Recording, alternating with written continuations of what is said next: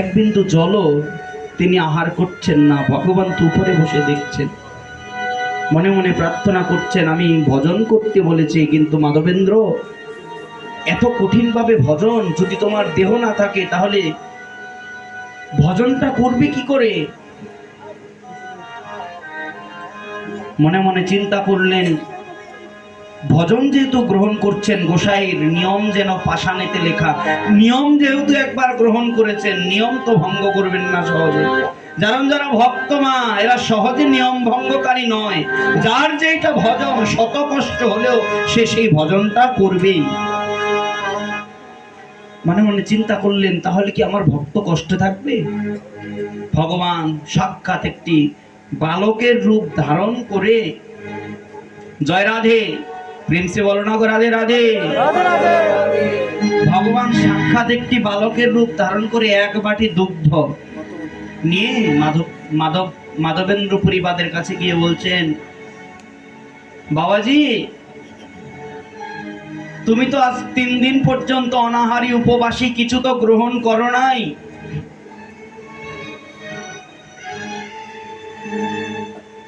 আমি তোমার জন্য এক বাটি দুগ্ধ এনেছি, কৃপা করে গ্রহণ করো বাবাজি। মাধবেন্দ্র পরিবাদ বললেন, ও বাবা, তুমি কে গো? বললেন, কেন তুমি আমাকে চেনো না? আমি তো গোপাল। বলছে, গোপাল? হ্যাঁ, আমি তো গোপাল। তুমি গোপাল, তা থাকো কোথায়? ও বাবা, আমি তো ব্রজবাসী, তুমি দেখো না? তাহলে এই যে দুগ্ধ নিয়ে আসলে, কোথা থেকে আনলে? বলছেন, বাবা, আমাদের ব্রজের মায়েরা প্রতিদিন যমুনার ঘাটে আসে জল, ওই যমুনার জলে কাপড় কাচার জন্য। তো আমার মা তো প্রতিদিনই আসে। এই 3 দিন যাবৎ আমার মা নাকি লক্ষ্য করছেন যে তুমি শুধু দিব্য হরিনাম করো, সারাদিন ভজন করো, কিন্তু তোমাকে আহার করতে দেখে নাই। এই কারণে মা ওই মনের সন্দেহ থেকে, জয় রাধে, আমার কাছে দুগ্ধ দিয়ে পাঠালেন যেন তুমি পাও। নাও গো মা, এই দুগ্ধটুকু, হ্যাঁ বাবাজি, দুগ্ধটুকু পান করে না। মাধবেন্দ্র পরিবাদ ওই ছেলের কাছ থেকে বলছে, বাবা তোর নাম কি রে? বলছে, মা সে কি, আমার নাম তো গোপাল, আমি ব্রজবাসী ছেলে, ব্রজে থাকি। দুগ্ধ বাটিটুকু, জয় রাধে।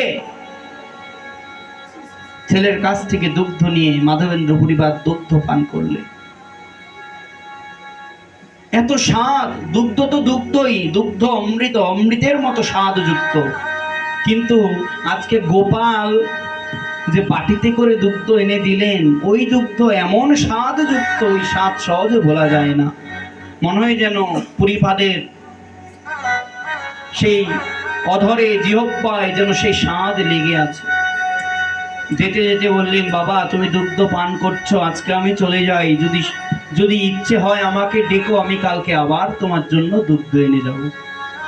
বাবা বললেন, গোপাল, আমি তো কারো কাছ থেকে কিছু চেয়ে পাই না, কারণ আমি তো অযাচক বৃত্তি গ্রহণ করেছি। কেউ যদি আমাকে কোনো কিছু নিজের ইচ্ছায় দেয় তবে তা গ্রহণ করি। তবে এত সুন্দর মধুর রূপ তোর, তুই যদি চলে যাস আমি কিন্তু সহজে তোকে ভুলতে পারবো না রে। হ্যাঁ, সে হবে না হয়, আরে আছোই তো তুমি, ব্রজ ছেড়ে যাবে কোথায়? একদিন না একদিন তো দেখা হবে। তা বাবু, তুমি দুগ্ধটা পান করেছে তো, আমি যাই। দুগ্ধ দিয়ে মাধবেন্দ্র পরিবাদের হাতে ওই গোপাল চলে গেল। দুগ্ধ পান করলেন, পান করে বাটিটা কাছে রাখলেন। আজকে সারা রাত্র মাধবেন্দ্র পরিবাদের চোখে কোনো ঘুম নাই। কেন? এত সুন্দর ছেলে, দেখতে কালো, কিন্তু কালোর মধ্যে এত সুন্দর আভা। এই ছেলেকে তো আগে কখনো ব্রজে দেখি নাই। চোখের কাছে ঘুম নাই, সারা রাত্র চিন্তা করতেছেন। একটা মুহূর্তে ওই চিন্তা করতে করতে করতে করতে করতে করতে একটু চোখের তন্দ্রা লেগে আসলো। সঙ্গে সঙ্গে তাকে স্বপ্নাদেশ করলেন, মাধব, ও মাধব, তুমি তো সারা জীবন ভগবানকে ডাকো, আমাকে ডাকো, ভজনা করো,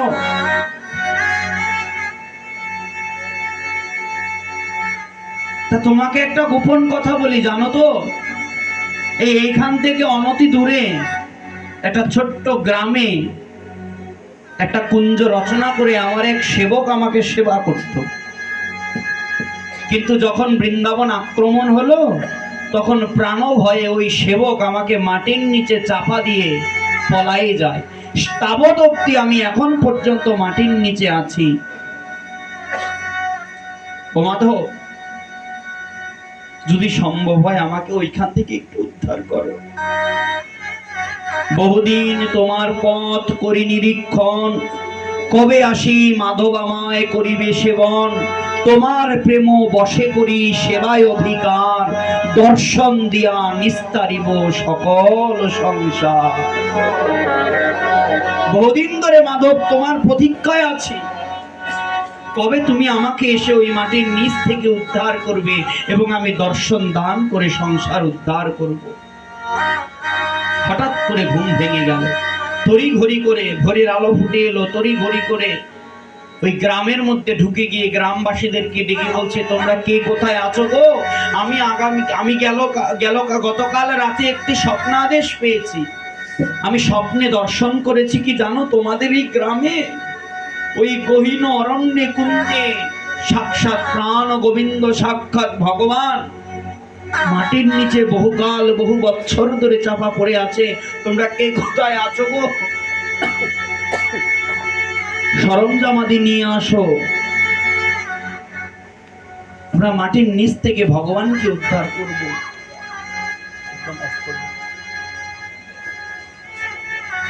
সঙ্গে সঙ্গে কিছু গ্রামবাসী লোকজন তারা সারাশি, কোদাল, কুঠার নিয়ে আসলেন, জঙ্গল পরিষ্কার করলেন। জঙ্গল পরিষ্কার করে ওই মাটির নিচ থেকে সাক্ষাৎ এক গোপাল মূর্তিকে আবিষ্কার করলেন। ওই গোপাল মূর্তিকে আবিষ্কার করলেন।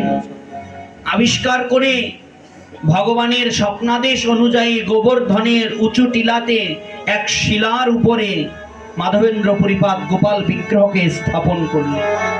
ও বাবা, যদি তোমাদের কানে আসে যে কেউ ভগবান পেয়েছেন স্বপ্নে, তোমরা কি ছুটে যাবে না দেখার জন্য? তোমরা কি ছুটে যাবে না একটিবার ভগবানের বদন দর্শন করবার জন্য? সমগ্র গ্রামে যখন প্রসিদ্ধ হয়ে এলো মাধবেন্দ্র পরিপাত মাধব বাবাজি, তিনি মাটির নিচ থেকে গোপাল বিগ্রহ পেয়েছেন, সমগ্র গ্রামে প্রসিদ্ধ হয়ে গেল। বিভিন্ন অঞ্চল থেকে সারি সারি লোক, সকলে তারা এসেছে ভগবানকে দর্শন করবার জন্য। কেউ এলেন ফুলের ডালা নিয়ে, কেউ এলেন ফুলের মালা নিয়ে, কেউ এলেন আরতি আদি প্রদীপ সরঞ্জাম আদি সাজায়ে, কেউ এলেন পূজার উপচার সাজায়ে। শুধু তাই নয়, কেউ কেউ মনে মনে চিন্তা করছেন, আহা গো, এতদিন পর্যন্ত ভগবত বিগ্রহ মাটির নিচে ছিল, চাপা পড়েছিল, না জানি ভগবানের উদরে কত খিদে। আসলে এগুলো তো ভক্তের ভাব। ভগবান তো সমগ্র জগৎ সংসারে ব্যাপিত আছেন। খেলিছ এই বিশ্ব লয়ে বিরাট শিশু আনমনে। তিনি তো বিরাট শিশু, যখন তখন এই সংসারকে ভাঙতে পারেন, ভেঙে আবার উদরস্থ করতে পারেন, তার তো আহারের কোনো অভাব নাই। কিন্তু তবুও ভক্তের ভাব, আহাগো এতদিন মাটির নিচে চাপা পড়েছিল, না জানি ভগবান কত খিদায় কষ্ট পাচ্ছেন। কেউ কেউ কি করছেন জানো মা, বড় বড় ডালায় করে, বড় বড় থালায় করে, পাত্রে করে ভুরি ভুরি ভোগ নৈবেদ্য আহার সাজিয়ে এই যেখানে গোবর্ধনে সে ভগবানকে স্থাপন করা হলো সেইখানে রেখেছেন। আর কি হয়েছে জানো, ওই আহার দ্রব্যাদি ভোগ দ্রব্যাদি রাখতে রাখতে রাখতে রাখতে রাখতে রাখতে এত পরিমাণে ভোগের দ্রব্য হয়েছে যে এক একটা নৈবেদ্য এক একটা পাহাড়ের সমান হয়ে গেছে। কেউ কেউ অন্ন এনেছে, ওই অন্ন আনতে আনতে আনতে আনতে এত এত অন্ন হয়েছে, ওই অন্নের দ্বারা একটা পাহাড় হয়ে গেছে, যাকে নাম দিয়েছে অন্নকূট। মানে কূট মানে পাহাড়, অন্নকূট মানে অন্নের পাহাড়। ভোগ নৈবেদ্য গুলো সাজায়ে সুন্দর করে ভগবানকে অভিষেক করায়, দুগ্ধ ঘৃত দ্বারা পঞ্চামৃত দ্বারা ভগবানকে অভিষেক করায় ভগবানের নামকরণ করলেন। স্বপ্নাদেশ অনুসারে ভগবানের নাম হলো গোপাল। এবার ওই গোপালকে অভিষেক করে ভোগ নৈবেদ্য অর্পণ করছেন, পদ্মা দিয়েছেন, ভোগ নৈবেদ্য অর্পণ করলেন। ভোগ নৈবেদ্য অর্পণের সঙ্গে সঙ্গে দেখতে পেলেন কি জানেন, বিগ্রহ হতে সাক্ষাৎ ভগবান প্রকটিত হয়ে এক ঘ্রাসে যত ভোগ আছে, যত আহার আছে, সব আহারগুলো সব উদর ভর্তি করলেন, সব গ্রহণ করলেন। সঙ্গে সঙ্গে মাধবেন্দ্র পুরীপাদ ভগবানের চরণে পড়ে বলছেন, ভগবান, এত দূর দূরান্ত থেকে এত ভক্তরা এসেছে তোমাকে দর্শন করবার জন্য, যদি সব কিছু তুমি নিজে আহার করে ফেলো, তাহলে তো ভক্তরা এসে আমাকে ধরবে যে আমি তাদের জন্য কোনো প্রসাদ রাখিনি। ও প্রভু, চরণ ধরে করি প্রার্থনা, এই অঘটনটা ঘটিও না, আহার করো, কিন্তু ভক্তদের জন্য কিছু রেখে যাও। ভগবান মনে মনে বললেন, মাধব, ও মাধব, তুমি আমাকে চেনো না? আরে আমি যে ব্রজরাজ, ব্রজরাজ সুত, ব্রজবাসী লোকের কৃষ্ণের প্রতি সহজ প্রীতি, আর কৃষ্ণের সহজ প্রীতি ব্রজবাসীর প্রতি। ব্রজবাসী আমার জন্য আহার এনেছে, আমি কি তাদেরকে প্রসাদ না নিয়ে থাকতে পারবো? আরে আমি তো গ্রহণ করেছি, দেখো না। সঙ্গে সঙ্গে কি করলেন, যা কিছু গ্রহণ করলেন, ভগবান একটা ঢেকুর তুললেন, মানে উদ্গার করলেন। যে ভগবান উদ্গার করলেন, ওই উদ্গারের সঙ্গে সঙ্গে সামনে যা কিছু ছিল তার 5 গুণ হয়ে গেছে। যদি কেউ অন্যের একটা পাহাড় হয়েছে, ভগবানের উদ্গারের সঙ্গে ওইখানে অন্যের 5টা পাহাড় হয়ে গেছে। কেউ যদি ভাজির দধিযুক্ত ঘিত ছানার 3টা পাহাড় করেছে, তো ভগবানের উদ্গারের সঙ্গে ওইখানে 3 9টা পাহাড় হয়ে গেছে, অর্থাৎ গুণিতক হয়ে গেছে। এত এত পরিমাণে আহার, সবাই ভুরি ভুরি ভুরি ভুরি ভুরি ভুরি প্রসাদ নিচ্ছে, প্রসাদ গ্রহণ করছে। এইভাবে দিন অতিবাহিত, অনতি বিলম্বে দিন কাটছে। মনে মনে প্রশ্ন করলেন, মনে মনে চিন্তা করলেন, ভগবানের সেবা কি করে হবে? প্রতিদিন কি শুধু এই গোবর্ধন শিলার উপরে ভগবানকে প্রতিষ্ঠা করেই পুজো হবে? ওমা, তোমাদের মন্দিরে যদি কোনো দেবতা পুজো হয়, যদি শুধু খোলার উপরে পুজো হয়, তোমরা নিত্য পুজো হলে মনে মনে চিন্তা করো, আহারে একটা পুজো করব, খোলাতে প্রতি বছর করি, যদি একটা মন্দির হয় তাহলে তো নিত্য নিত্যই পুজোটা করা যায় নাকি? আবার মনে মনে চিন্তা করো, নিত্য নিত্য পূজা হয়, ভোগ নৈবেদ্য রান্না করতে হলে মানুষের ঘর বাড়িতে গিয়ে রান্না করতে হয়, চুলা সাক্ষী পরিষ্কার থাকে অপরিষ্কার থাকে বলা যায় না। মনে মনে চিন্তা করো, যদি মন্দিরের একটা সুন্দর রান্নাঘর হয় তাহলে এক্সট্রা ভাবে মন্দিরের জন্য ভোগ রান্না করা যায়। মানুষের চিন্তা থেকেই তো হয়। মাধবেন্দ্র পুরীপাদ মনে মনে চিন্তা করলেন, ভগবান রোদে শুকাবে, বৃষ্টিতে ভিজবে, আহাগো যদি ভগবানের মাথার উপরে একখানা ছাদ হতো, তাহলে ভগবান সুন্দরভাবে সেখানে থাকতে পারত। যেমন চিন্তা, ভক্তের মনের বাসনা পূর্ণকারী ভগবান, ভক্তবৎসল ভগবান,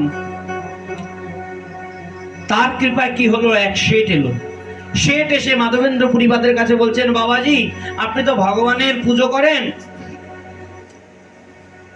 তা যদি কিছু না মনে করেন আমি এইখানে একটা মন্দির করে দিই। জয়রানী সঙ্গে সঙ্গে মন্দির করে দিল। আবার কেউ কেউ মনে মনে চিন্তা করলো, ভগবানের জন্য ভোগ নৈবেদ্য রান্না করেন, রসুই করেন, ভগবানের জন্য একটা রান্নাঘর করে দিই। কেউ একটা রান্নাঘর করে দিল। কেউ কেউ মনে মনে চিন্তা করলেন, রাস্তাটা ভালো নয়, কত ভক্তরা আসে ভগবানকে দর্শন করে, বর্ষাকালে হাঁটতে চলতে সমস্যা, কেউ রাস্তা করে দিল। এইভাবে দেখা গেল একখানা প্রসিদ্ধ মন্দির তৈরি হয়ে গেল। এখন মাধব বাবাজির মনে মনে চিন্তা যে এত বড় মন্দির হয়েছে, কিন্তু একার পক্ষে তো এত বড় মন্দির সামলানো সহজ নয়। কারণ ভগবানের সেবা যখন বৃদ্ধি পায় তখন সেবকের প্রয়োজন হয়। আর সবচেয়ে বড় কথা হলো, মাধব বাবাজি ছিলেন, তিনি ছিলেন অযাচক বৃত্ত গ্রহণকারী। তিনি তো সহজে, তিনি তো যেচে মেঘে খাবেন না কারো কাছ থেকে। আর সবচেয়ে বড় কথা হলো, ভজনটাতে তো বিঘ্ন হতে পারে। তাই মনে মনে চিন্তা করলেন, তাহলে এখন ভগবানের 2জন সেবকের প্রয়োজন। বাংলায় চিঠি পাঠালেন, বাংলা হতে গৌরদেশ হতে 2জন পূজারী গেলেন গোপালের সেবা করবার জন্য। দেখুন স্পষ্টভাবে খেয়াল করুন মা, আজকের এই বৃন্দাবন থাকতো না যদি বাঙালিরা না থাকতো। এই বাংলার ঘরের সন্তান তারা গিয়ে বৃন্দাবন লুপ্ত তীর্থকে উদ্ধার করেছেন। ঔরঙ্গজেবের নির্দেশে তার সৈন্যরা বৃন্দাবনকে ধ্বংস করেছেন, একবার নয় বারবার, সনাতন ধর্মের চিহ্নকে মুছিয়ে দেবার জন্য। যতবার সনাতন ধর্মকে ভেঙেছেন ততবার জেগেছেন। কেন? কারণ সনাতন ধর্ম হলো শাশ্বত, যাকে সহজে মাটিতে মিশিয়ে দেওয়া যায় না। এই বাঙালিরা গিয়ে সর্বপ্রথম কে গিয়েছেন জানেন? বাঙালিদের মধ্যে যার বন্দনা না করে ভাগবতে আমরা বসি না, যাদের কৃপা না হলে ভক্ত সঙ্গ হয় না, যাদের কৃপা না হলে বৃন্দাবন বাস হয় না, সেই শ্রীরূপ সনাতন, এই রূপ সনাতন গিয়ে মহাপ্রভুর নির্দেশে বৃন্দাবন লুপ্ত তীর্থগুলো উদ্ধার করেছেন। আর সেই বাঙালির ঘরের ছেলে হয়ে আমরা রূপ সনাতনকে চিনি না, আমরা রূপ সনাতনের আদর্শকে পালন করি না। আমরা মহাভাগ্যবান। কেন জানেন? আমরা খুব ভাগ্যবান। কেন জানেন? কারণ ভগবান তো অনন্ত কোটি বিশ্ব ব্রহ্মাণ্ড সৃষ্টি করেছেন। এই অনন্ত কোটি বিশ্ব ব্রহ্মাণ্ডে অনন্ত কোটি পৃথিবী রয়েছে, এবং কোনো না কোনো ব্রহ্মাণ্ডে কোনো না কোনো বাসিন্দা রয়েছে।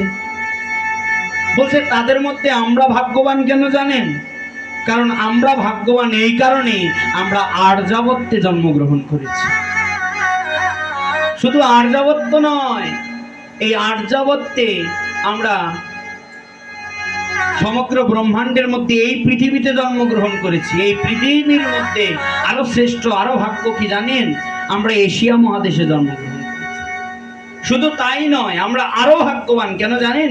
এশিয়া, যদিও সমগ্র পৃথিবীকেই ভারতবর্ষ বলা হয়, কিন্তু তবুও ভারতবর্ষের ভারত খণ্ডে আমরা জন্মগ্রহণ করেছি।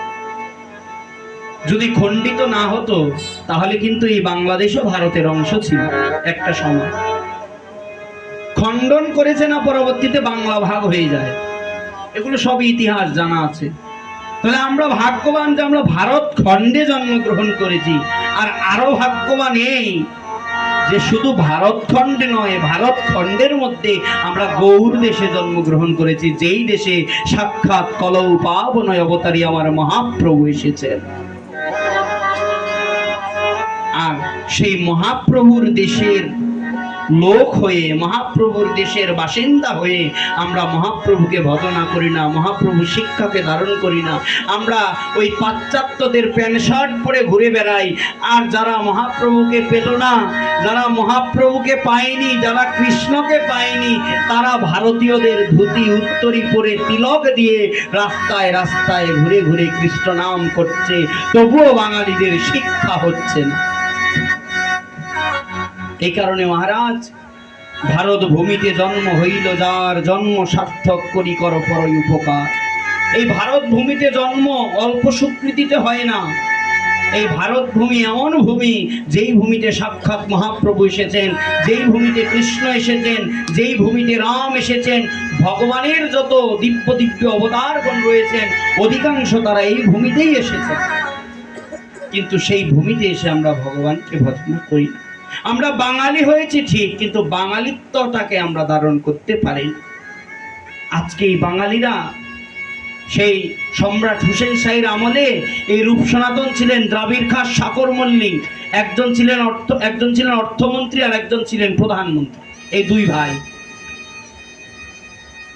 তৎকালীন সময়ে তারা 33 লক্ষ টাকা পাইতেন বেতন। আর এখন আমরা লক্ষ টাকা চোখে দেখছি কিনা সন্দেহ, কিন্তু তৎকালীন সময় 33 লক্ষ টাকা বেতন পাইতেন। তাহলে কত বড় কোটিপতি ছিলেন! এত লক্ষ লক্ষ কোটি কোটি টাকা ফেলে শুধু মহাপ্রভুর একটা নির্দেশে তারা ওই কোটি ধন সম্পদকে ফেলে দিয়ে তারা বৃন্দাবনের পথে চলে যায়। সবকিছুকে ত্যাগ করে দিয়ে কিসের জন্য জানেন? শুধুমাত্র ভগবত প্রেম সম্পদকে লাভ করার জন্য। কারণ তারা জেনে গেছে ওই সম্পদ প্রকৃত সম্পদ নয়। যদি কেউ কৃষ্ণ ধনে ধনী হয়, যদি কেউ কৃষ্ণ সম্পদে যদি সম্পদশালী হয়, তাহলে ওই সম্পদ হলো প্রকৃত সম্পদ, ওই ধন হলো প্রকৃত ধন। কিচ্ছু নেই, হাতে একখানা বরাহ পুরাণ নিয়ে, বরাহ পুরাণের একখানা পুঁথি নিয়ে বৃন্দাবনে চলে গেছেন। মহাপ্রভু নির্দেশ দিয়েছেন, রূপ সনাতন বৃন্দাবনে যাবে, তোমাদেরকে কিছু কাজ দেই। কি কাজ জানো? লুপ্ত তীর্থগুলোকে উদ্ধার করবে, গৌড়ীয়দের জন্য কিছু সম্পদ, কিছু গ্রন্থ রচনা করবে, ভজন প্রণালীগুলো প্রণয়ন করবে, আর লুপ্ত তীর্থগুলো উদ্ধার করবে, বৃন্দাবনকে উদ্ধার করবে। ওই বরাহ পুরাণ দেখে দেখে এত গজ থেকে এই দূরত্বের, হ্যাঁ, সূর্যকুণ্ড, এই দূরত্ব থেকে ওই দূরত্ব, গোপীকুণ্ড, এটা নিধিবন, এটা ভান্ডির বন, এটা তমাল বন, দেখে দেখে দেখে দেখে তীর্থগুলোকে উদ্ধার করলেন। বলছেন তাহলে মহাপ্রভু কিছুই করেন নাই? মহাপ্রভুও করেছেন। মহাপ্রভু উদ্ধার করেছেন রাধাকুণ্ড এবং শ্যামকুণ্ড। কেন জানেন? কারণ ওই রাধাকুণ্ড এবং শ্যামকুণ্ড, রাধাকুণ্ড হচ্ছে রাধারানীর হৃদয়, কৃষ্ণের হৃদয়, শ্যামকুণ্ড হচ্ছেন রাধার হৃদয়। ওই রাধাকুণ্ড এবং শ্যামকুণ্ডের অবস্থান হচ্ছে মহাপ্রভুর হৃদয়ে। এই কারণে বললেন রূপ সনাতন, ওই দুটো জিনিস আমি উদ্ধার করি, ওই দুটো জিনিস আমি আবিষ্কার করি। কালী গৌরী, এটি ধান ক্ষেত ছিল, একটা ধান ক্ষেতের নাম ছিল কালী, একটা ধান ক্ষেতের নাম ছিল গৌরী। ওই দুই ধান কেটে দেখায় বললেন মহাপ্রভু, রূপ সনাতন, এই হলো রাধাকুণ্ড, এই হলো শ্যামকুণ্ড, যাও খনন কর। সঙ্গে সঙ্গে রূপ গোস্বামী কোদাল দিয়ে আঘাত করলেন। আঘাতের সঙ্গে সঙ্গে রক্তপাত, মাটি পুড়ে রক্ত বেরোলো। বুঝতে পারেন? মহাপ্রভু বললেন, হাই হাই রূপ, এ কি করলে? এটা তুমি আমাকে আঘাত করলে, রাধাকুণ্ডে যে আঘাত করলে, রাধাকুণ্ডে আঘাত করার পূর্বে কুণ্ডেশ্বরীর কাছে প্রার্থনা করেছ? বললেন প্রভু, আমার তো সেটা হলো না। বলছে আগে অপরাধ মার্জনা করো, আগে অপরাধ মার্জনা চাও, ক্ষমা চাও। সঙ্গে সঙ্গে গড়িয়ে পড়ে রাধার রানীর কাছে প্রার্থনা করলেন। রাধা রানী বুঝতে পারিনি। অপরাধ মার্জনা করে আপনি আত্মপ্রকাশিত হন। রক্ত বন্ধ হয়ে গিয়ে কঙ্কন কুণ্ড থেকে জল উঠতে লাগলো। ওই জলের মধ্যে মহাপ্রভু গড়াগড়ি যেতে লাগলেন। গড়াগড়ি গিয়ে ওই রাধা কুণ্ডের মৃত্তিকাকে মহাপ্রভু গ্রহণ করলেন। এতটা সাধারণ সম্পদ দিয়ে গেলেন, কিন্তু আমরা সেই আদর্শকে প্রতিপালন করি না। বাঙালি হয়েছি আজকে, নির্লজ্জ বাঙালি হয়েছি ঠিক। এই বাঙালিরা যদি না থাকতো আজকে বৃন্দাবন বৃন্দাবন হতো না। চলে যান রাধাকুণ্ডে, রাধাকুণ্ডে ব্যাস গদ্দির প্রথম রঘুনাথ দাস গোস্বামীর গদ্দি। চলে যান কেশিঘাটে, বাঙালিরা বসে আছে। চলে যান সূর্যকুণ্ডে, বাঙালিরা বসে আছে। চলে যান নিধিবনে, বাঙালিরা বসে আছে। অলিতে গলিতে, কানায় কানায় দেখবেন শুধু বাঙালি বাঙালি। কেন গো? আরে আমাদের রূপ সনাতন মহাপ্রভু ঘরের ছেলে, বাঙালি। কোন একজন বৈষ্ণব ভবিষ্যৎবাণী করলেন যে আমাদের ঘরের ছেলেরা ইংরেজি সাহিত্য পড়ে বিদেশি পাশ্চাত্য সংস্কৃতিকে লালন করবার জন্য ইংরেজি শিখবে, বড় বড় পড়াশোনা শিখবে, আর বিদেশিরা একদিন মহাপ্রভুকে জানার জন্য বাংলা শিখবে। কারণ গীতা, ভাগবত, পুরাণাদি শাস্ত্র সব সংস্কৃততে রচিত, কিন্তু একমাত্র চৈতন্য চরিতামৃত যা বাংলায় রচিত। এখানে বাংলা সাধন সম্পদ, বিশাল বড় সম্পদ, এটাকে হেলায় হারাবেন না। বাঙালি হয়ে এসেছেন, বাঙালির ঠাকুরকে ভজনা করুন। বাঙালি হয়ে এসেছেন, বাঙালির ঘরের ঠাকুরকে ভজনা করুন। মাধবেন্দ্র পুরীপাদ দুজন বাঙালি এনে মন্দিরে পূজার ভার সমর্পণ করলেন। আজকে রাত্রে পুরীপাদ স্বপ্নাদেশ পেলেন, ও মাধব, এতকাল মাটির নিচে ছিলাম, আবার তীব্র তাপ দাহপূর্ণ বৈশাখ মাস। তুমি কি জানো না মাধব, এই বৈশাখ মাসের প্রচন্ড রৌদ্রে আমার গা জ্বালা করে? তুমি কি জানো না এই বৈশাখ মাসের প্রচন্ড তাপে আমার গা জ্বালা করে? আমি যে গরম সইতে পারি না। প্রচন্ড গরমে আমার মা যশোমতী আমাকে দুধের ননি মাখিয়ে রাখতেন গায়ে। কেন জানো? বলছে আমার দেহ, আমার শরীর এতটাই, আমার শরীর এতটাই কোমল, সামান্য তাপ আমি সহ্য করতে পারি না। ও মাধব, আমি খুব কষ্ট পাচ্ছি মাধব, তুমি শীঘ্রই চলে যাও ওই মলয় পর্বতে গিয়ে মলয় চন্দন এনে মলয় চন্দনকে ঘর্ষণ করে আমার অঙ্গে লেপন করে দাও। তার আগে বাংলায় যাও, বাংলায় গিয়ে গৌর দেশে শান্তিপুরে অদ্বৈত আচার্য নামে একজন দিব্য ব্রাহ্মণ রয়েছেন, তাকে গিয়ে দীক্ষা দিয়ে আসো। মাধবেন্দ্র পরিপাত চলে এলেন বাংলায়। বাংলায় এসে যে গৌরকে এনেছে, সেই গৌরানা ঠাকুর, যাকে আমরা বলি মহাবিষ্ণু সদাশিবের অবতার, সেই মহাবিষ্ণু সদাশিবের অবতার সেই অদ্বৈত আচার্য প্রভুকে দীক্ষা দিলেন। চিন্তা করে দেখুন, মহাবিষ্ণুর গুরুদেব, ভজন কিন্তু সামান্য নয়। মাধবেন্দ্র পরিপাত অদ্বৈত আচার্যকে দীক্ষা দিয়ে চলে গেলেন। গিয়ে সেইখান হতে উড়িষ্যায় গিয়ে জগন্নাথ দর্শন করেছেন। জগন্নাথ দর্শন করে জগন্নাথের পূজারীগণের কাছে মিনতি করছেন, পূজারীগণ, আমার গোপালের অঙ্গ জ্বালা করছি, আমি স্বপ্নাদেশ পেয়েছি, এই মলয় পর্বতের সুশীতল মলয় চন্দন দ্বারা যদি ভগবানের অঙ্গে লেপন করি, তবে আমার ভগবানের অঙ্গ জ্বালা দূর হবে। পূজারীগণ বুঝতে পারলেন ভক্তের ভক্তি, সঙ্গে সঙ্গে বললেন, বাবাজি, আমাদের কাছে তো এত চন্দন নাই, তবে আমরা একটা কাজ করতে পারি, আমাদের পুরীর উৎকলের যিনি রাজা, সেই রাজার কাছে প্রার্থনা করতে পারি, যদি প্রার্থনা করি অবশ্যই রাজা আপনাকে চন্দন কাষ্ঠ দেবেন। পাণ্ডাগণ সহ মাধবেন্দ্র পরিপাত চলে গেলেন উৎকলের রাজার কাছে। রাজার কাছে গিয়ে প্রার্থনা করলেন। রাজন সবিস্তারে বললেন, ব্যাখ্যা করলেন, শ্রবণ করলেন। রাজা ভুরি ভুরি চন্দন দিলেন, ওই চন্দন নিয়ে এলেন। আস্তে আস্তে মনে মনে চিন্তা করলেন, বৈশাখের কঠোর রোদ তো, পাথরের উপরে পাড়া দিতে পারছে না, পাদুকা পায়ে দিত না। মাধবেন্দ্র পরিপাত কোনো পাদুকা পড়তেন না। ওই প্রচন্ড গরমে পাথরগুলো, শিলাগুলো উত্তপ্ত হয়ে আছে, আর মাধবেন্দ্র পরিপাত গায়ে চন্দন নিয়ে শিলাগুলোর উপরে এক এক করে পাড়া দিচ্ছেন। আর ও রাধে, ও হরি, ও কৃষ্ণ, ও গোপাল করে ডাকছেন। এত আর্তনাদ, আঘাত লাগছে তো, গরমের তীব্র গরম, ছেঁকা লাগছে পায়ে। ভগবান বুঝতে পারলেন ভক্ত কষ্ট পাচ্ছে, স্বপ্নাদেশ দিয়ে বললেন, মাধব, তোমাকে বৃন্দাবনে আসতে হবে না। পুরীর কাছে রেমনা, ওই রেমনাতে আমার এক অভিন্ন কলেবর পূজিত হন, ওই রেমনাবাসীর দ্বারা। আমি সেইখানে গোপীনাথ রূপে প্রতিষ্ঠিত আছি। চলে যাও রেমনায়। রেমনায় গিয়ে গোপীনাথের গায়ে কর্পূর চন্দন লেপন করো। গোপাল আসিয়া কহে, শুনো হে মাধব, কর্পূর চন্দন আমি পাইলাম সব, কর্পূর সহিত ঘষি এসব চন্দন, গোপীনাথের অঙ্গে নিত্য করহ লেপন। গোপীনাথ আমার সে একই অঙ্গ, ইহাকে চন্দন দিলে হবে মোর তাপক্ষয়। দিদানা ভাবিও না করিহ কিছু মনে, বিশ্বাস করি চন্দন দেহ আমারও বচনে। জয় রাধে, জয় নিতাই। স্বপ্ন যোগে মাধবেন্দ্র পরিপাতকে স্বপ্ন দিলেন, রেমনাতে যে গোপীনাথ আছে, আপনারা গিয়েছেন কেউ পুরীতে?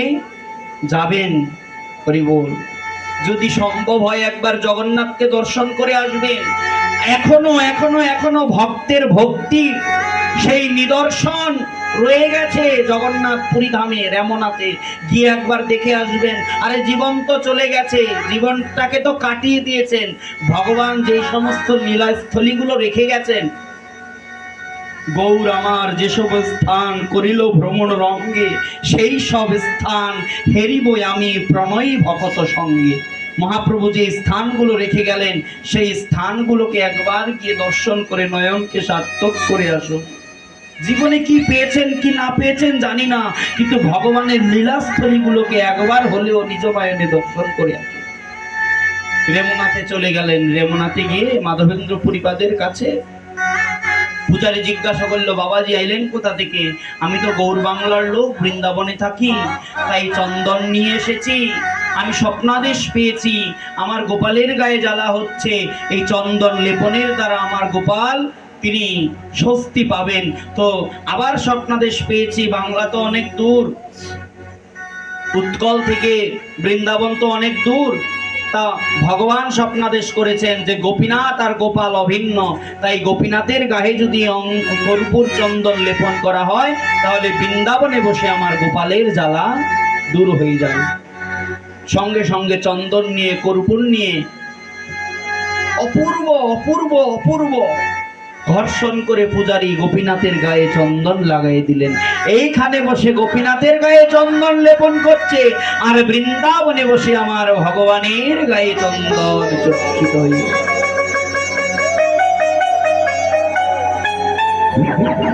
ভক্তের ভক্তি। ওই রেমনাতে যে দেখুন কত সুন্দরভাবে মহাজন ব্যাখ্যা করলেন, ওই রেমনাতে যে গোপীনাথ রয়েছে, এই গোপীনাথকে প্রতিদিন 12 ভার করে ক্ষীর নিবেদন করা হয়। আপনারা ভগবানের পুজোয় তো কত রকম প্রসাদ দেন, কিন্তু বিভিন্ন ধামে বিভিন্ন ক্ষেত্রে কিছু নিয়ম আছে। যেমন উড়িষ্যা পুরীধামে, শ্রীক্ষেত্র পুরীধামে জগন্নাথের 56 ভোগ হয়। জগন্নাথের 56 ভোগ হয়। মধ্যাহ্নকালে 56 পদ 64 ব্যঞ্জন দিয়ে ভগবানের ভোগ হয়। ঠিক তদ্রূপ রেমনাথে যে গোপীনাথ রয়েছে, এই ভগবান গোপীনাথের প্রতিদিন মধ্যাহ্নে 12 ভার খাঁটি দুধের ক্ষীর দ্বারা প্রতিদিন ভোগ হয়। এখন বাইরে তো দাঁড়িয়ে আছেন মাধবেন্দ্র পুরীপাদ, আর মন্দিরের ভিতরে 12 ভার ক্ষীর ভগবানের সামনে বিছানো রাখা। মনে মনে চিন্তা করলেন মাধবেন্দ্র পুরীপাদ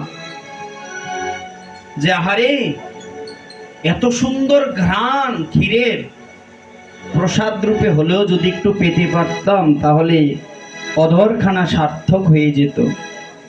কিন্তু জয় রাধে, বাধা কোন জায়গায় বলুন তো? হ্যাঁ, চেয়ে তো কিছু খাবে। মনে মনে একবার চাইছেন, মনে মনে একবার চাইছেন যে একটু পূজারীর কাছে যাই, গিয়ে বলি ওই ক্ষীরগুলো যেন প্রসাদ রূপে হলেও, ভগবানের তো প্রসাদ, একটু প্রসাদ রূপে হলেও তো আমি পেতে পারি নাকি। এত সুন্দর সুস্বাদু ক্ষীর ভগবানকে নিবেদন করা হলো। ক্ষীর এই কারণে না, ভগবানের প্রসাদ এই কারণে। মনে মনে চিন্তা করলেন, আবার মনে মনে চিন্তা করলেন, কিন্তু আমি তো অযাচক বৃত্তিধারী, কারো কাছে তো কোনো কিছু চেয়ে খাইব না। ভগবান মাঝে মধ্যে ভক্তদেরকে পরীক্ষা করেন, মাঝে মধ্যে ভক্তদেরকে পরীক্ষা করে দেখেন যে সে যে ব্রত, যে সংকল্প নিয়ে আছে, সেই সংকল্পে সে অনর কিনা। স্মরণ করছি, একবার পরম পূজনীয় বাবা মহারাজের গুরুগৃহে খুব জ্বর হয়েছিল।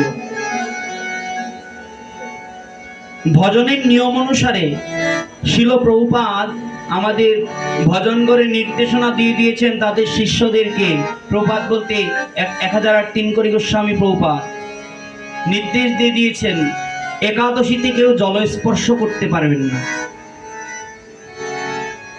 গুরু আদেশে তার শিষ্যগণ যারা তার কাছে থাকেন, তার আদেশ নির্দেশ নিয়ত অনুসরণ করেন, ভজন প্রণালী সাধন মার্গ, তারা কেউ একাদশীতে জলস্পর্শ করেন না। জলস্পর্শ করেন না বলতে আজকে সূর্য উদয় থেকে শুরু করে পরের দিন সূর্য উদয় পর্যন্ত এক বিন্দু জল তারা গ্রহণ করে না। কিন্তু একদিন দেখা গেল কি, গুরুগৃহে পরম পূজনীয় বাবা মহারাজের প্রচুর জ্বর হয়েছিল, খুব অসুস্থ হয়েছিল। মেডিকেল চেক আপ করলো, ডাক্তার তাকে ঔষধ দিল। পরম শ্রদ্ধেয় কাকা মহারাজ গিয়ে দাদুর কাছে বলছেন, বাবা বর্দার তো প্রচুর জ্বর হয়েছে, ডাক্তার ঔষধগুলো দিয়েছেন, যদি ঔষধগুলো না খাওয়া হয় তাহলে তো জ্বর নামবে না। তো আজকে তো একাদশী, সকাল থেকে তো এক বিন্দু জলও খাইনি, জলও গ্রহণ করেনি। আপনি যদি নিয়মটাকে একটু লঘু করে দেন, যদি একটু আদেশ করে দেন, তাহলে দাদা হয়তো ওষুধটুকু গ্রহণ করে জ্বরের জ্বালা থেকে মুক্তি পেতে পারে।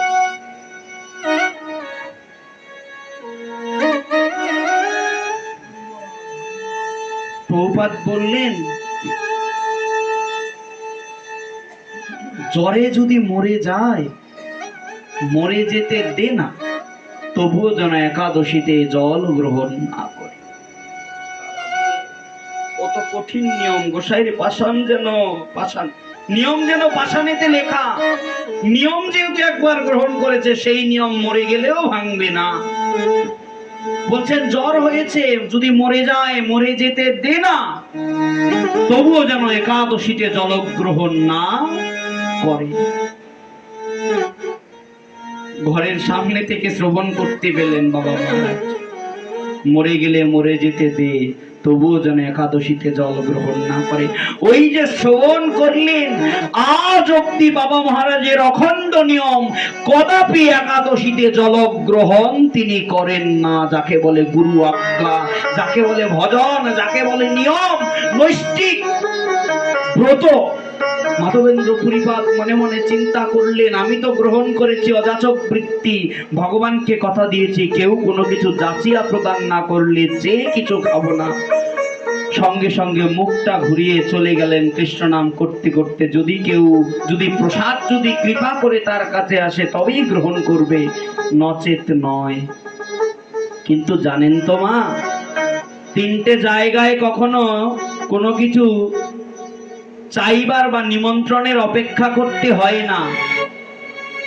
প্রথমত, যদি বাপের বাড়িতে কোনো অনুষ্ঠান হয়, যারা মেয়ে আছে এরা নিমন্ত্রণ না পেলেও বাপের বাড়িতে যেতে পারবে। যেমন গিয়েছিলেন দক্ষালয়ে সতী দেবী, নিমন্ত্রণ করেছিল, দক্ষ রাজা নিমন্ত্রণ করে নাই, কিন্তু তবুও বাপের বাড়িতে গিয়েছিল। শিব বাধা দিয়েছিল, শিবকে বলেছিল, পতিদেব তুমি কি জানো না বাপের বাড়িতে কখনো নিমন্ত্রণের অপেক্ষা করতে হয় না। দ্বিতীয় হলো, যদি কোনো মন্দিরে কোনো পুজো হয়, ভাগবত কর্ম হয়, ভাগবত পাঠ হয়, যদি প্রসাদের আয়োজন হয়, যদি ভগবান সেবা পূজা আরতি কীর্তন আদি হয়, ওই মন্দিরে যাইতেও কারো নিমন্ত্রণ করবার প্রয়োজন হয় না। আর দ্বিতীয় হলো, যদি কোথাও শ্রবণ করতে পারো যে প্রসাদ বিতরণ হচ্ছে, যদি মনে মনে ভাবো আমাকে তো নিমন্ত্রণ করে নাই, আমি কেন যাব, বলছে তাহলে অপরাধ হবে। যদি কোথাও সর্বজনীন ভাবে যদি প্রসাদ বিতরণ হয়, কানে শ্রবণ করা মাত্র উচিত। মন্দিরে গিয়ে আমার কাছে নিয়ে আসবে, আমি বসে থাকবো, ওই মুড নিয়ে থাকলে চলবে না। গিয়ে যিনি প্রসাদ বিলি করছেন তার কাছে গিয়ে চাইতে হবে, কৃপা করে প্রসাদ প্রদান করুন। যদি ওই প্রসাদ আপনাকে আসে, তাহলে বলছে প্রসাদ চক্রত্ব প্রভুর সাক্ষাৎ দর্শন, ওই প্রসাদের দ্বারা সাক্ষাৎ মহাপ্রভু আপনাকে দর্শন। এই কারণে বলছেন প্রসাদ সবসময় চেয়ে খেতে হবে।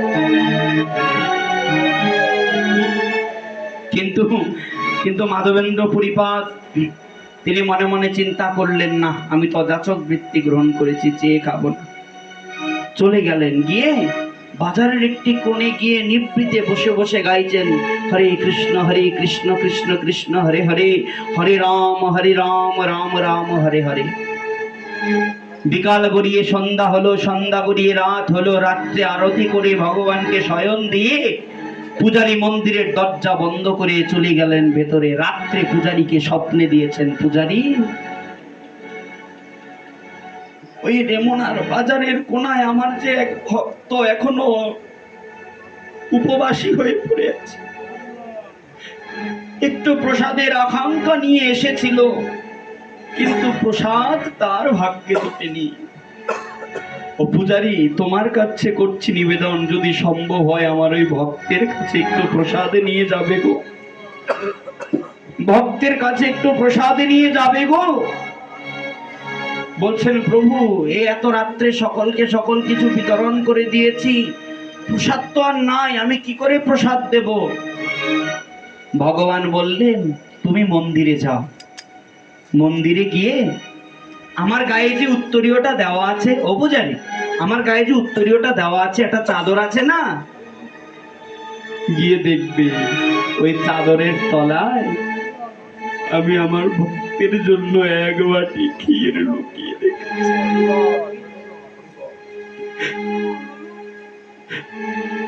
ও পূজারী, ওই চাদরের তলা থেকে ওই ক্ষীরের বাটিটা নিয়ে আমার অভুক্ত ভক্তটাকে একটু দিয়ে আসবে গো।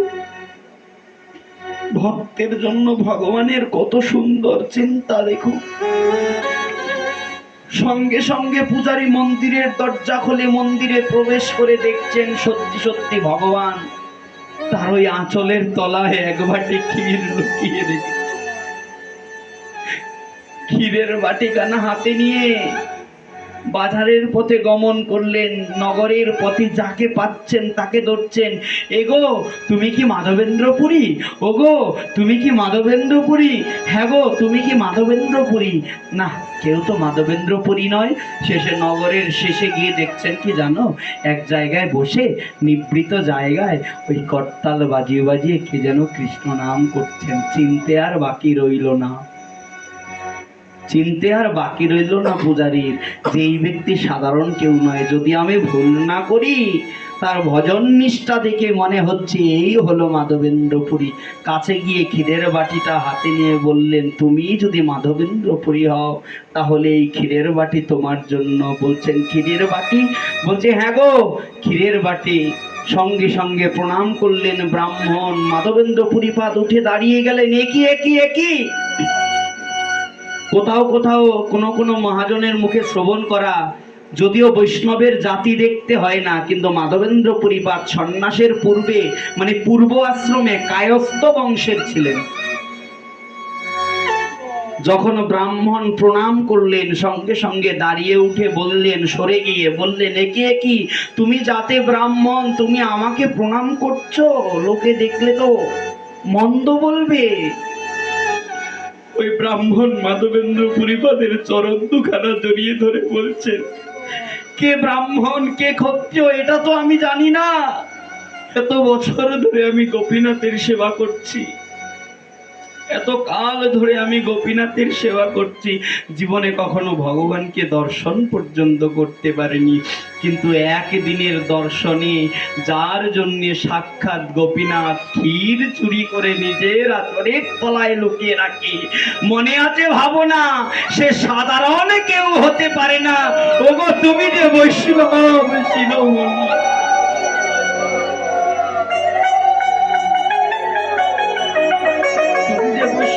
শিরোমণি।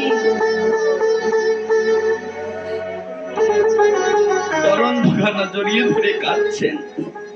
মহাজন বলছেন, যার লাগি গোপীনাথ ক্ষীর কইলা চুরি, সেই সে ভকত প্রবর মাধবেন্দ্রপুরী।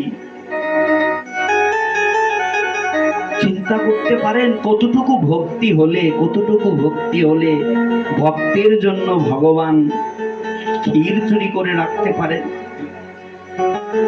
কিন্তু আমরা কি সেই ভক্তিটুকু লাভ করতে পেরেছি?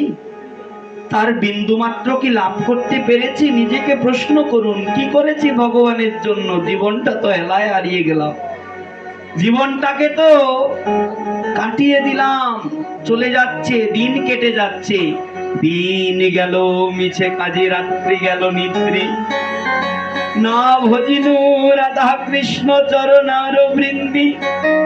কৃষ্ণ ভজিবার তরে সংসারেতে আইনু, মিছে মায়ায় বদ্ধ হয়ে বৃক্ষ সম হইল। ফল রূপে পুত্র কন্যা ডালু ভাঙ্গি পরে, কাল রূপে পৃথিবীতে দুঃখ বাসা করে। এসেছি ভগবানকে ভজনা করবার জন্য, এসেছি ভগবানকে ডাকার জন্য, কিন্তু ডাকতে পেরেছি কোথায় জানেন?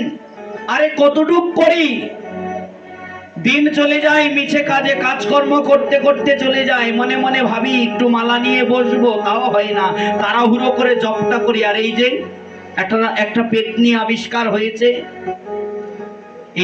এই পেতনির পিছনে সময় দিতে দিতে দিতে দিতে মোবাইল মোবাইল, কোথায় ভজন কোথায় সাধন, কিচ্ছু হলো না, কিচ্ছু হয় না।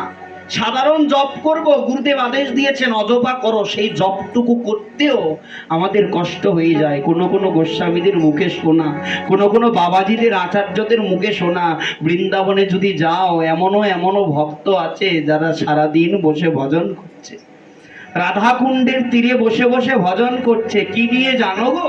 বলছে সামনে একখানা কাঁচা মরিচের বাটি নিয়ে বসেছে। বলছে ভজন করতে বসেছে তো কাঁচা মরিচের বাটি নিয়ে কেন বসেছে?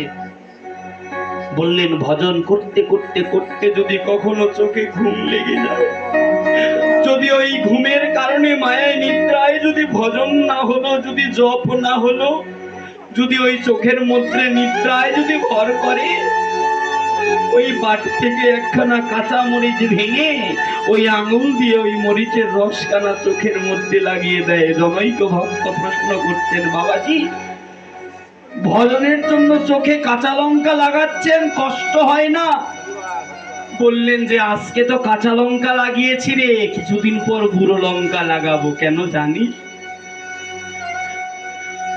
ওই ভজনের সময় যদি ঘুম আসে, যদি নিদ্রা আসে, ওই চোখের মধ্যে আজকে কাঁচা লঙ্কা লাগাচ্ছি, কালকে গুঁড়ো লঙ্কা লাগাবো। কেন জানিস? বলছে লাগাতে লাগাতে লাগাতে লাগাতে একদিন নিদ্রা দেবী প্রণাম করে বলবেন, না এর চোখে আর যাওয়া যাবে না, ওই লেবু লঙ্কার দ্বারা আমার চক্ষু থেকে জনমের মতো নিদ্রা দেবী বিদায় দিয়ে। ওই নিদ্রা দেবী যদি বিদায় নয়, তবেই তো আমার ভজনটা পাকাপোক্ত হবে। কতটা দৃঢ় ভজন দেখুন, ভজনের কতটা, ভজনের প্রতি কতটা। কি করেছেন, কি করেছি? আপনারা করেছেন মা, আপনারা সৌভাগ্যবতী, সৌভাগ্যবান। বাবা আমি করতে পারিনি, বিশ্বাস করুন, আমার ভজন করুন। কোন বাবাজি রাধাকুণ্ডের তীরে বসে ভজন করছেন, প্রচন্ড শীতকাল, গায়ে একখানা চাদর নাই। অনেকে বলেন নিজের দেহকে কি কষ্ট দিয়ে ভগবানের ভজন হয়? হ্যাঁ, অনেকে বলেন যে খালি পেটে কি ভগবত ভজন হয়? নিজের শরীরকে কষ্ট দিয়ে কি ভগবানের সেবা হয়? আরে চলে যান বৃন্দাবনে, গিয়ে দেখুন কত জজ ব্যারিস্টার ওই বদির ধুলাই ঘোরাঘুরি যাচ্ছে। তাদের নেই সংসারের যাতনা, তাদের নেই দেহ যাতনা, তাদের নেই কোনো পিছু টান। কেবলমাত্র রাধারানীর চরণে নিজেকে বিতরণ করে নিজেকে লুটিয়ে দিয়েছেন স্মৃতির চরণে। রাধাকুণ্ডের তীরে বসে ভজন করছেন, গায়ে একখানা চাদর নাই, প্রচন্ড শীত। জনৈক ভক্ত এসে বলছেন, বাবাজি বসে বসে ভজন করছেন, একখানা চাদর দেবো গায়ে? চাদর এনে দিলেন, চাদর নিলেন না। বলছে সে কি রে, আরামে আরামে কি ভজন হয়? বলছে দুঃখের মধ্যে থাকলেই তো ভগবানকে স্মরণ করে, যদি সুখের চিন্তা করি তবে কি ভজন হয় রে? বলে সুখের মধ্যে তো ভগবানকে ভুলে যেতে হয়। বলছেন বাবাজি চাদর নিলেন না, ঠান্ডায় বসে ভজন করবেন, বেশ ভালো কথা। যদি বলেন, যদি কৃপা করেন, যদি অনুমতি দেন বাবাজি একখানা মশারি টানিয়ে দেব। বলছে মশারি? সে কি রে, সে কেন টানাবি? বলছে এই যে আশেপাশের জঙ্গল, তখন তো ঝোপঝাড় ছিল, এই ঝোপঝাড়ের মশাগুলো এসে যে আপনাকে কামড়াচ্ছে, এ তো আমরা বাইরে থেকে দেখে সহ্য করতে পারছি না বাবাজি, এত কষ্ট করে কি ভজনে মন বসে? বাবাজি চরণ ধরে বলছেন ভক্তকে, ও ভক্ত, ও বাবাজি তোমার চরণ ধরে করি প্রার্থনা, এখানে কোনো মশা নিধক, কোনো কীটনাশক দিও না, আমার মশারির প্রয়োজন নাই। বলছে কেন? বলছে জানো জানো এই মশাগুলোই তো আমার ভজনের বন্ধু। বলছে মশাগুলো ভজনের বন্ধু কি করে? মশা কারো ভজনের বন্ধু হয়? বলছে আমি ভজন করতে করতে করতে করতে, নাম করতে করতে, যদি রাত্রে আমার ঘুম চলে আসে, যদি রাত্রে আমি নিদ্রাগত হই, যদি ভগবানকে ডাকা না হয়, যদি রাধারানীকে ডাকা না হয়, ওই মশাগুলো আমাকে কামড়ে কামড়ে ঘুমোতে দেয় না গো। যে আমাকে ভজনে সাহায্য করে, যে আমাকে রাধারানীকে ডাকতে সাহায্য করে, বলো না গো তার মতো কি পরম বান্ধব আছে কি?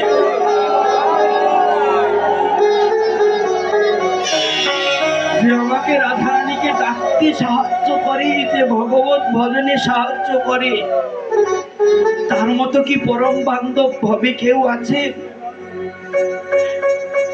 ওই মশা যে আমার বন্ধু। চিন্তা করুন কতটা হৃদয়ে ভগবত ভক্তি জাগ্রত হলে, কতটা ভজন অনুকম্পিত দেহ হলে, কতটা রাধায় অনুরাগী দেহ হলে মশাকে বন্ধু মনে করে। আর আমরা তো ঘুরে বেড়াই প্রতিষ্ঠার তরে, নাম যশ প্রতিষ্ঠা, বড় পাঠক হব, মোটা মোটা দক্ষিণা দেবে, কত নাম কাম হবে, ভজন নাই, ভজন নাই, শুধু নিজের ইন্দ্রিয় তৃপ্তি। চলে যান বৃন্দাবনে, কত ভক্ত কত মহাত্মাগণ পড়ে আছে ব্রজের ধুলায়, গিয়ে দেখুন না ওই রাধারানীর চরণে নিজেকে সমর্পণ করে দিয়ে আছে। তাদের একমাত্র উদ্দেশ্য হচ্ছে রাধা রানীর ভজন, রাধা চরণ প্রাপ্তি। তাদের তো আর কোনো বাসনা নাই, না আছে পুত্রের চিন্তা, না আছে পরিজন। তাদের আহার যোগায় কে গো? বলতে পারেন না? তাদের আহার কে যোগায়? তাদের আহারেরও চিন্তা নাই গো। আরে যাদের বিষয়ের চিন্তা নাই তাদের আবার আহারের চিন্তা? যদি আহারের চিন্তা থাকতো মাধবেন্দ্র পুরীপাতকে অযাচক বৃত্তি গ্রহণ করতেন।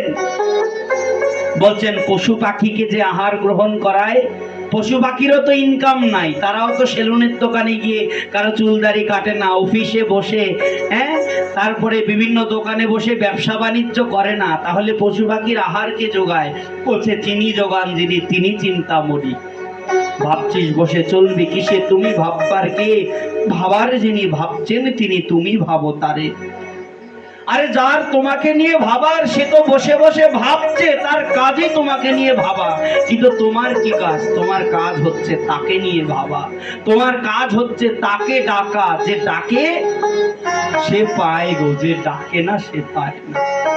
ভগবানকে প্রশ্ন করেছেন, ভগবান তুমি কার? বলছেন যে আমার আমি তার। যে আমাকে ডাকে, যে আমাকে ভজনা করে আমি তো তার। যে আমাকে ডাকে না আমি তার হব কি করে? এ কারণে বললেন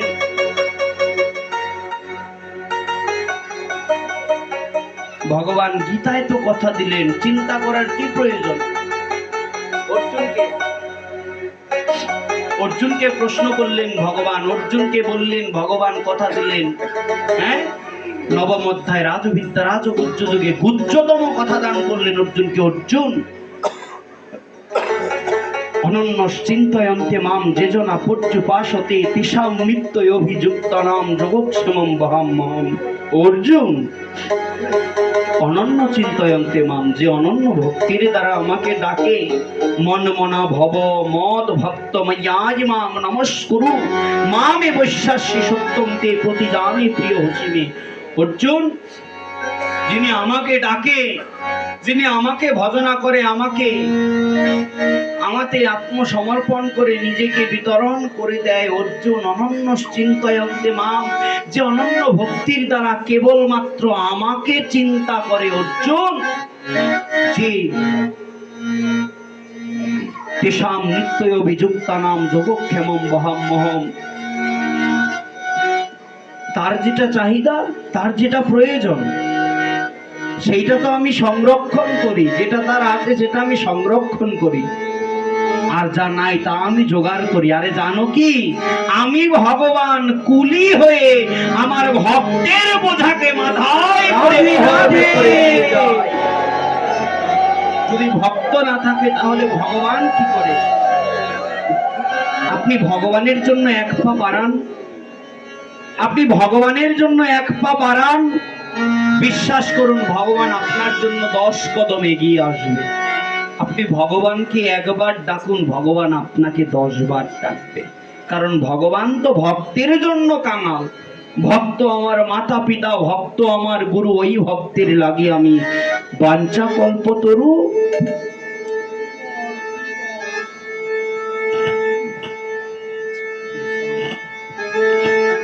আমি তো ভক্তের জন্য কাঙাল, ভগবান তো ভক্তের জন্য কাঙাল। এই কারণে ভগবানকে ডাকুন, সময় থাকতে ভগবত ভজন করুন, সময় থাকতে ভগবানকে ডাকুন। যদি সময় চলে যায় তখন আর ভজনের দিন পাবেন না, তখন আর সাধনের সময় থাকবে না। এমন মানব জনম চলে গেলে ও জনম আর তো পাবে না, ছেড়ে দিলে সোনার গৌর আর পাবে। এই কারণে গৌর থাকতে থাকতে ওই হৃদয়ে প্রাণ, মানব দেহে প্রাণ থাকতে থাকতে ভগবানকে ডাকুন, ভগবত ভজন করুন। এটাই আমাদের একমাত্র উদ্দেশ্য। মানব জীবনের উদ্দেশ্য কি? মানব জীবনের উদ্দেশ্যই হলো হরিভজন। তো আজকে এই বৈশাখ মাস প্রত্যেকে যারা ভগবানকে ভজনা করেন সবাই ভগবানের গায়ে প্রতিদিন চন্দন লেপন করবেন। এই মাসে মাধবেন্দ্র পুরীপাত ভগবানের গায়ে চন্দন লেপন করেছিলেন। এই বৈশাখের তীব্র তাপে ভগবানের গা জ্বালা করে। এই কারণে শ্রী বিগ্রহের গায়ে চন্দন লেপন করবেন এবং তুলসী মূলে জল দিবেন, এবং যদি পারেন কেউ বৈশাখ মাসে নিরামিষ গ্রহণ করবেন। যাক, এটা বৈশাখ মাস মাহাত্ম্য, আজকে আমাদের আলোচনার বিষয়বস্তু তা নয়। তো সেক্ষেত্রে সবাই ভজন করুন, সময় থাকতে ভগবত ভজন করুন। এই মাধবেন্দ্র শ্রীপাদ মাধবেন্দ্র পরিপাদ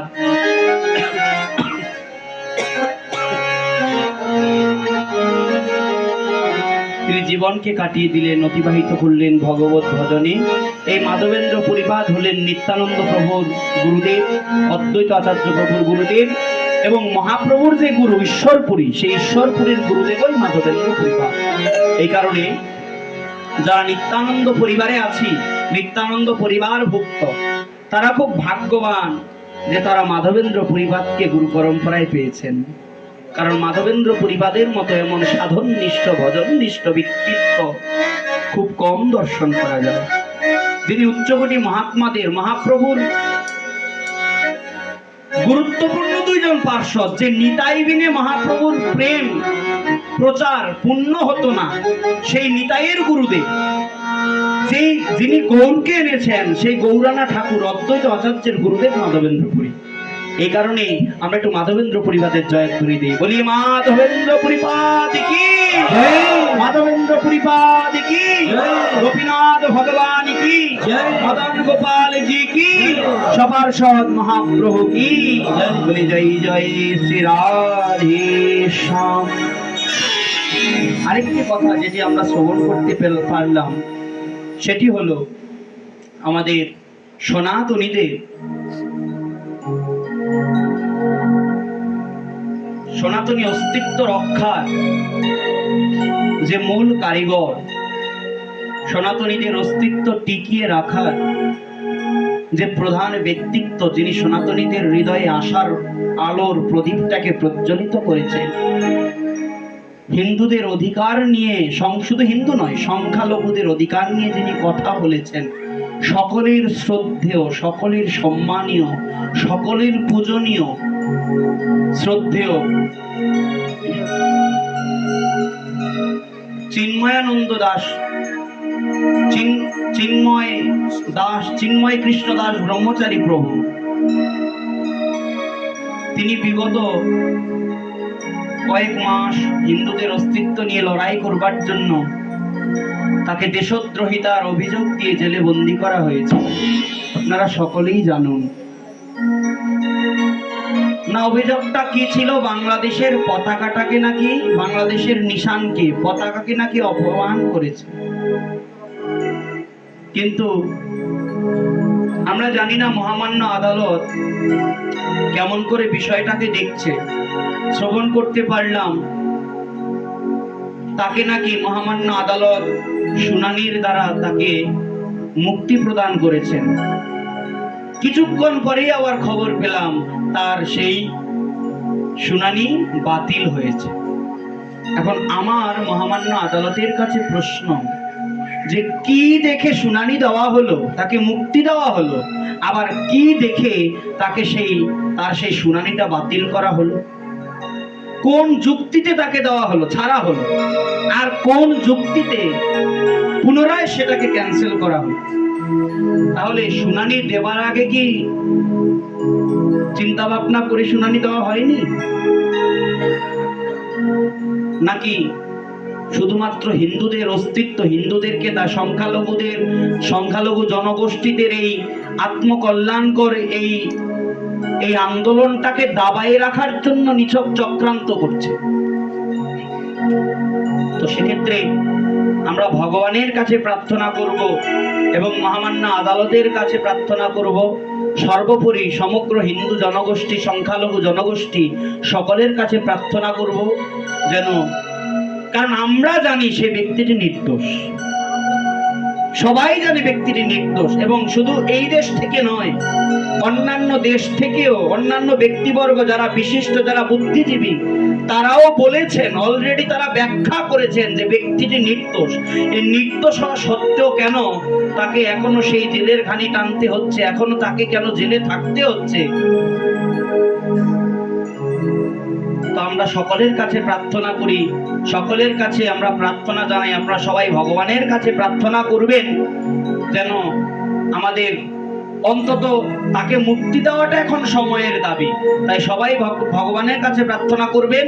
সর্বোপরি আমরা মহামান্য আদালতের কাছে প্রার্থনা করি যেন আমাদের শ্রী চিন্ময় কৃষ্ণদাস ব্রহ্মচারী প্রভুকে যেন অবিলম্বে অনতি বিলম্বে যেন মুক্তি দেওয়া হয়, তার উপর থেকে এই দেশদ্রোহিতার মামলাটাকে যেন খারিজ করা হয়, এবং যারা প্রকৃতপক্ষে দোষী আমরা চাই তাদের বিচার হোক। আমরা বাংলাদেশের নাগরিক, যে অপরাধ করবে সে অপরাধের শাস্তি পাবে, সেটা আমি হলেও পাবো, আপনি হলেও পাবেন, কিন্তু যে যথার্থ ভাগীদার তাকে শাস্তি দেওয়া হোক। কিন্তু আমরা সকলেই জানি এবং অন্যান্য বুদ্ধিজীবীদেরও মতামত যেন প্রভুজি অনতি বিলম্বে যেন মুক্তি পেতে পারে। আমরা সেই জন্য মহামান্য আদালত এবং আমরা সমস্ত ভগবানের কাছে সকলের কাছে প্রার্থনা করছি। আজকেও তাকে শুনানি দিয়ে আজকেও তার মুক্তির ডেট ছিল। আমি শ্রদ্ধেয় কুশলবরণ চক্রবর্তী স্যারের একটি ভিডিওতে দেখলাম, উনি সেদিন ইউটিউবে বলছিলেন যে রবিবার তার দ্বিতীয় শুনানি হবে এবং সেদিন তাকে জেল থেকে ছাড়া হবে, কিন্তু এখন পর্যন্ত কোনো খবর আমরা পাইনি। তার মানে আমরা বুঝতে পারি যে এটার পিছনে অনেক বড় একটা ঘোটালা আছে। তাই আমরা মহামান্য আদালতের কাছে প্রার্থনা করব যেন অনতি বিলম্বে আমাদের চিন্ময় কৃষ্ণ ব্রহ্মচারী প্রভুকে যেন ছাড় দেওয়া হয়। এটা আমাদের সময়ের দাবি, সকল সনাতনীদের আত্মার প্রার্থনা, এবং ভগবানের কাছেও সঙ্গে সঙ্গে প্রার্থনা করব যেন প্রভুজি যেখানে থাকেন যেন ভালো থাকেন এবং ভালোভাবে যেন আমাদের মাঝে ফিরে আসতে পারে। জয় নিতাই গৌর সীতানাথ।